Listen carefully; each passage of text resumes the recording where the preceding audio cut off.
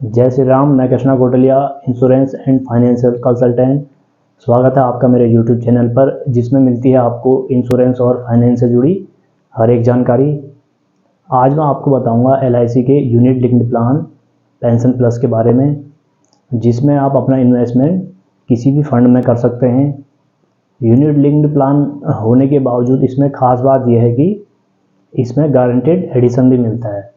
तो यदि आपने मेरे चैनल को अभी तक सब्सक्राइब नहीं किया है तो चैनल को सब्सक्राइब करने के साथ ही सब्सक्राइब के सामने जो घंटी का निशान है उसको ऑल पर सेट करके नोटिफिकेशन पाते रहें और वीडियोज़ को लाइक, कमेंट और शेयर करना ना भूलें, जिससे मुझे मोटिवेशन मिलता है जो मैं हर हफ्ते आपके लिए वीडियो लाता हूँ।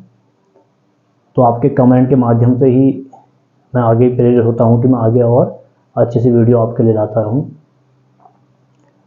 LIC का जो unit linked plan pension plus है, इसमें जो उम्र सीमा है वो है 25 साल से 75 साल के व्यक्ति, यानी कि 25 से 75 के कोई भी व्यक्ति इस प्लान में निवेश कर सकते हैं। और बात करें इसमें समय अवधि की, इसमें समय अवधि है न्यूनतम 10 साल, अधिकतम 42 साल, यानी कि 10 साल से 42 साल तक का समय, कोई उसके बीच का कोई भी समय आप ले सकते हैं। बात करते हैं इसमें जो प्रीमियम ऑप्शन है, आप प्रीमियम जमा करने के इसमें आपको 2 ऑप्शन मिले हैं। आप रेगुलर प्रीमियम दे सकते हैं और साथ ही आप एक मुश्त सिंगल प्रीमियम भी दे सकते हैं। दोनों में आपको इंश्योरेंस का कवर भी मिलेगा और आप गुड रिटर्न भी पा सकते हैं।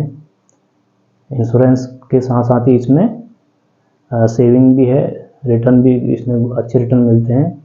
तो दोनों चीज़ का कॉम्बिनेशन इसमें है। जो बात करते हैं रेगुलर प्रीमियम में, आपको सभी मोड अवेलेबल हैं उसमें, और उसमें जो न्यूनतम प्रीमियम एक फिक्स की गई है। यदि आप मंथली प्रीमियम का ऑप्शन चुनते हैं उसमें रेगुलर प्रीमियम में, तो आपको 3000 रुपये मंथली जमा करना होगा। ये मैं बात कर रहा हूँ न्यूनतम प्रीमियम की। यदि क्वार्टरली प्रीमियम का ऑप्शन आपने चुना है तो आप उसमें 9000 रुपये प्रत्येक तिमाही में जमा करेंगे। साथ ही यदि आपने 6 किस्त देने का समय चुना है तो उसमें आप 16000 रुपये हर 6 जमा करेंगे।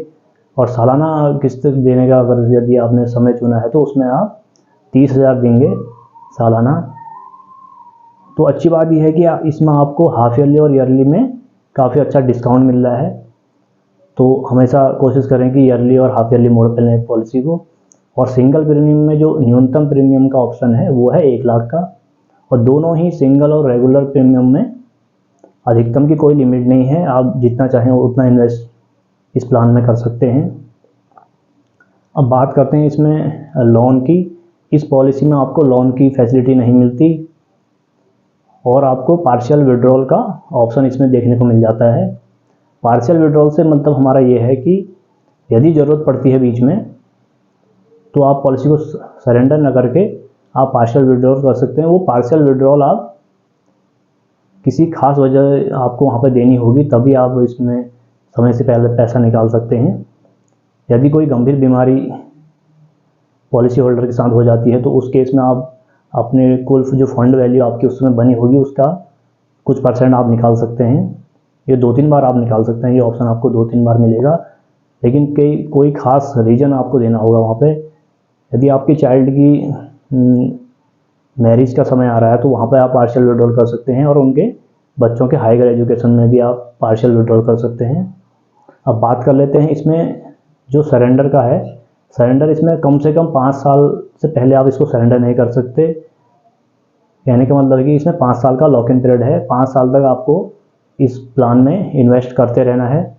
उससे पहले यदि आप किस्तें देना बंद करते हैं या इसको सरेंडर करते हैं तो आपको जो टोटल फंड वैल्यू बनी होगी उसमें से कुछ भी % आपको नहीं मिलना है। वो जितना भी आपका 5 साल से पहले जमा होगा वो डिसकंटिन्यूड फंड में चला जाएगा। तो इसलिए कोशिश करें कि 5 साल तक इसको ज़रूर चलाएं, क्योंकि इसमें लॉक इन पीरियड ही 5 साल का है।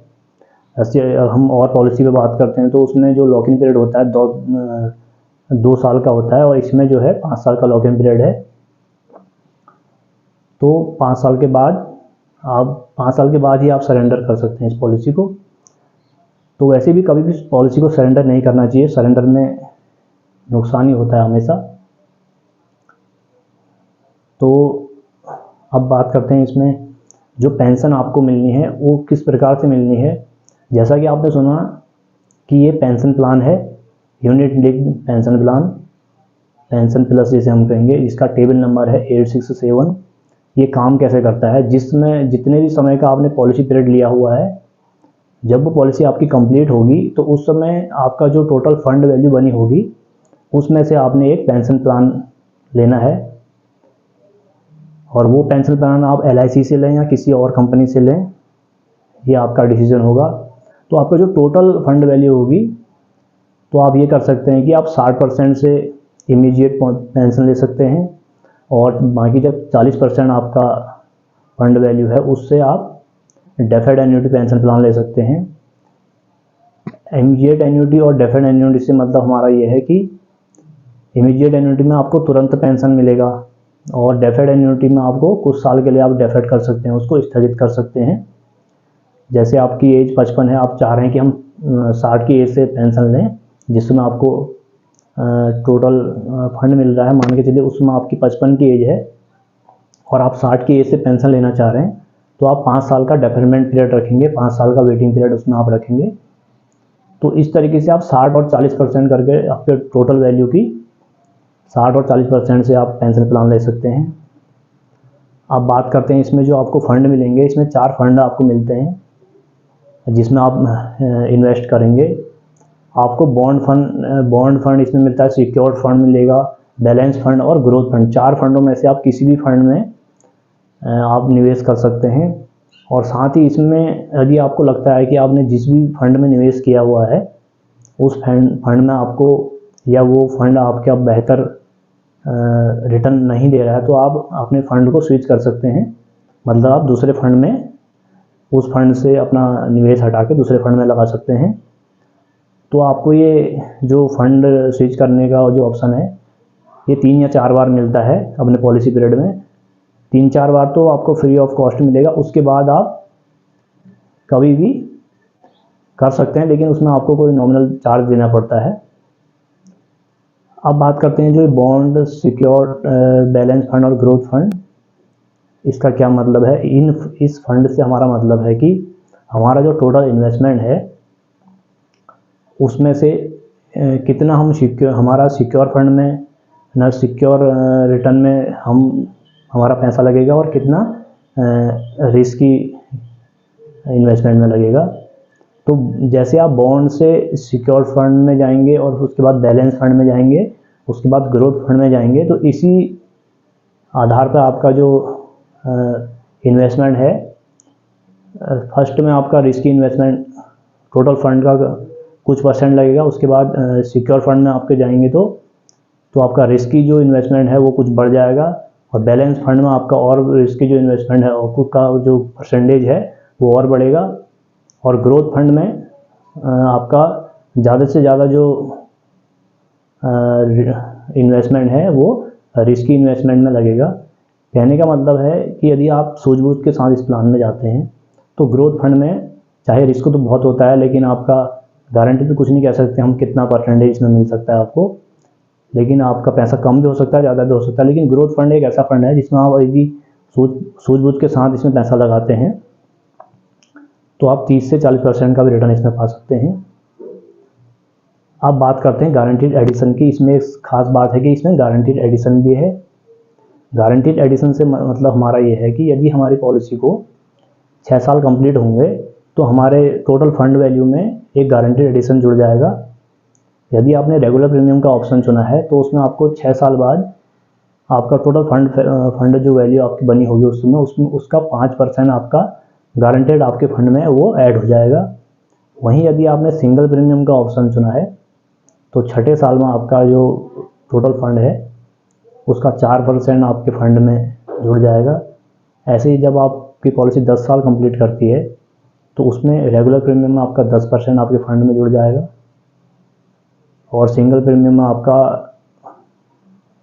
4% इसमें आपके फंड वैल्यू में जुड़ेगा।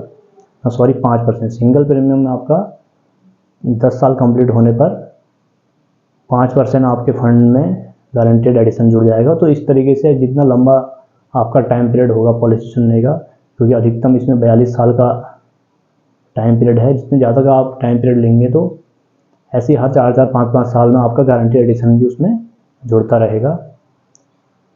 तो नॉर्मल से रिटर्न की यदि हम बात करें तो इसमें भी लॉन्ग टाइम यदि आप अपने जो इन्वेस्टमेंट को रखेंगे तभी आप गुड रिटर्न पा सकते हैं। तो इस तरीके से ये आपको मैंने इस प्लान की जो डिटेल है बताई है।